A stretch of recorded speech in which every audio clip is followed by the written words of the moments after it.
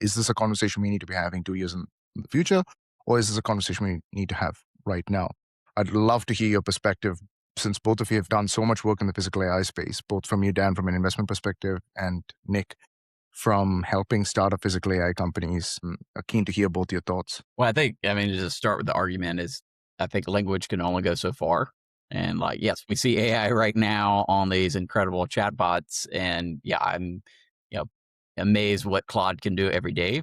But still, it's using language. And I've talked to various neuroscientists, even in my field of coming from like theology and philosophy. And like, if you're only using language, you can only go so far. And even those fields say like, yeah, there's always going to be, even it comes down to semantics. And so that's why I say like for AI to take off, it can't just be limited to a human language. Yeah.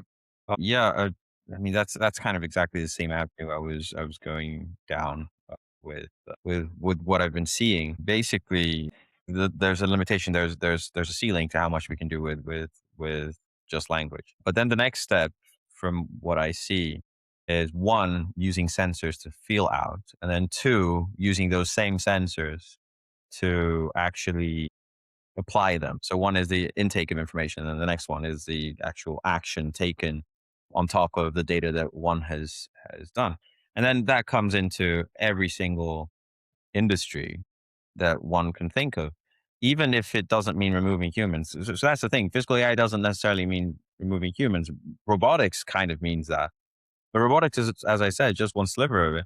You can just optimize how humans should do things and, actually measure what is going on in the physical world.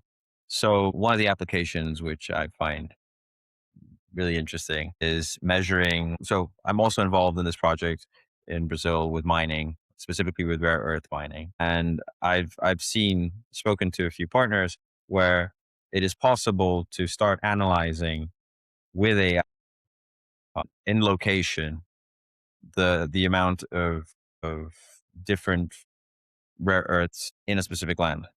Very different to how we do things right now. Right now, we need to send it to a lab. It takes like 2 to 3 months to actually figure out what's going on there, etc. Now you can do it in location with AI. That is an application of physical AI. So to get to that point, then are you removing humans from the process? You're not.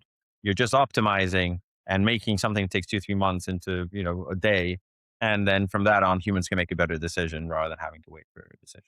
So I mean, there's so many different applications that it's just insane to think of it. It really is much bigger than the LLM, much bigger than the language, the chatbots as they put it, and the world has not started looking at it or talking about it, which is understood. We're still building out the infrastructure, and we have to focus on that. But a few of us are looking, and interestingly, the way I look at investments is not specific stocks. I look at baskets, so like a bunch of stocks which have a theme in common. And even if only 5% of that business, or five might be too little, but like 15% of that business is involved in that theme, it's part of the basket, but it's not fully that.